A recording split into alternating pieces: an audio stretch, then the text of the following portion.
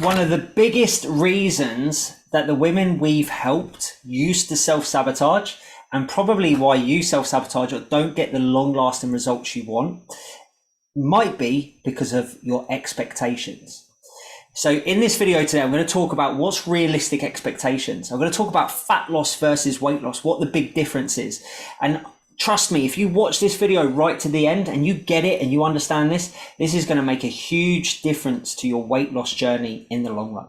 So stick with me. And by the way, I've had to write a few because there's a lot of numbers with this. And it's a bit more of a complex topic. So just bear with me if I have to look at my sheet to make sure I get all of this information correct for you. So if you've been to the diet clubs, if you've done a diet, a traditional diet before, you might have lost 3 pounds, 4 pounds, 5 pounds in a week.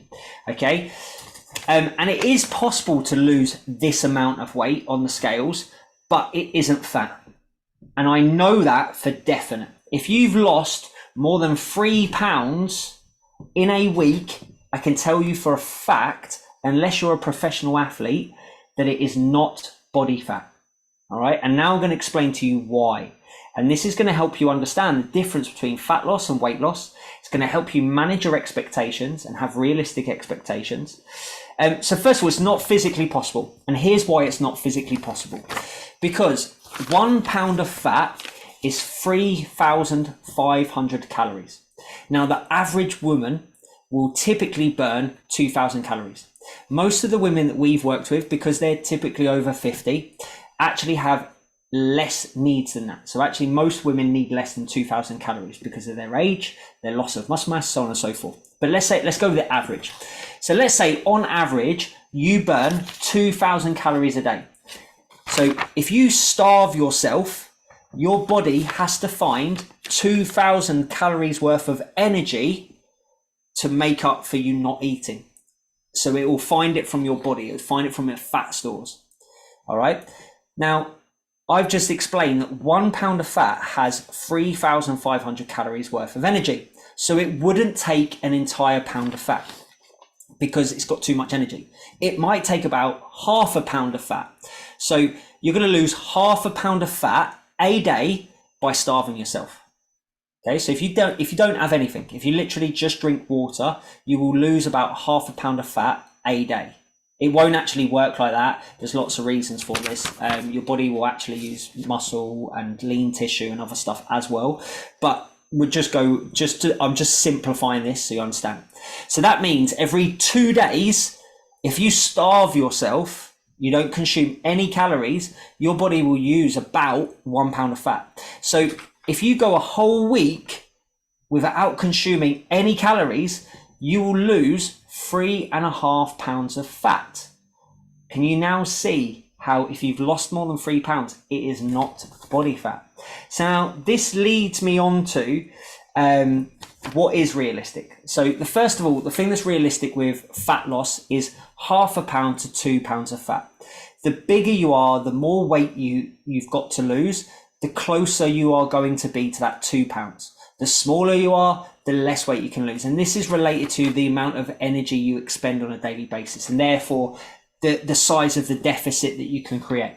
But realistically speaking, you should be aiming for 0.5 pound to 2 pounds every single week consistently. That's realistic. But what I want you to think about, okay, think about this. Is it really the scale weight that is important to you? Because no one else can see it. No one looks at you and sees that number. Your partner doesn't see it. Your kids don't see it. Your friends don't see it. Your family don't see it.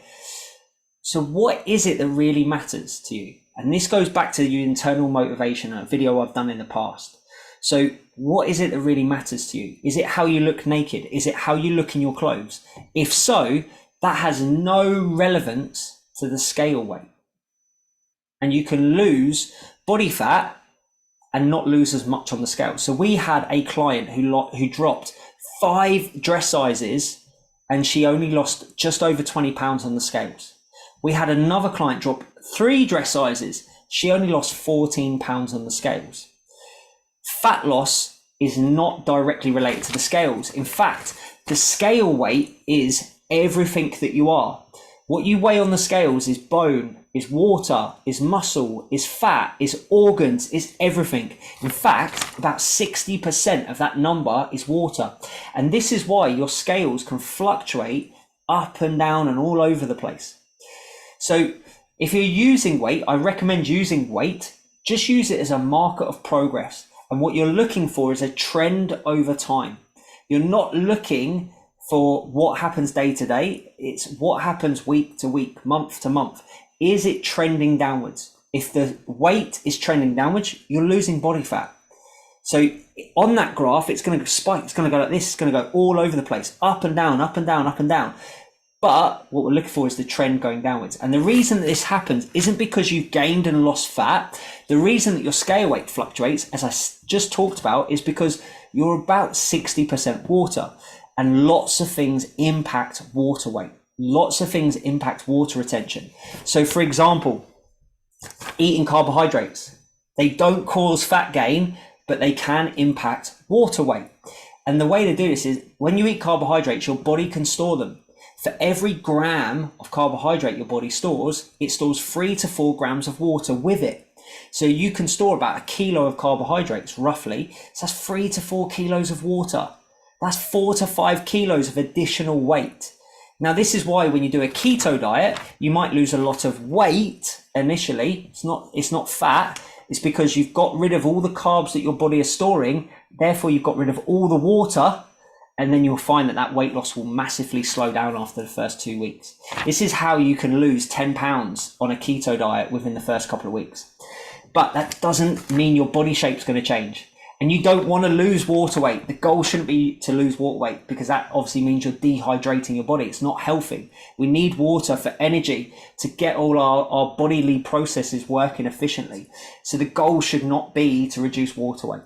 Salt, if you have more salt in your diet. So if you go out for dinner in restaurants, they typically use more salt. You'll probably notice a spike in your scale weight. And this is because more salt in your body equals more water retention. Fiber in your diet. So if you're eating more fruit, more veg, you're probably going to find, because it's fibrous, it will absorb more water. You're going to store more water, you're going to weigh more. Sleep, stress, all of these can lead to water retention. Exercise, when your body's repairing after a hard exercise session, it will send water or it send nutrients to the area via plasma water. Flying, when you get off the plane, you haven't gained fat, your socks are not tight because you've gained fat on the plane, it's because you've retained water. Dehydration can lead to retention. There's so many factors, but none of them are related to fat loss. Okay, so bear this in mind. In fact, for you to gain 1 pound of fat overnight, you're going to need to consume at least 5,000 calories in one day. It's probably about the equivalent of 3 Domino's pizzas. Only professional athletes kind of consume that type of food or that amount of food. So when you see the scales jump up and down, don't attach your emotions to them and understand this and remember this. So what should you do? What should you use? Pictures, measurements, and your weight, and focus on what's happening over time. Take a step back, look at the bigger picture. That's it. Hope this helps. Any questions, drop them in the comments below.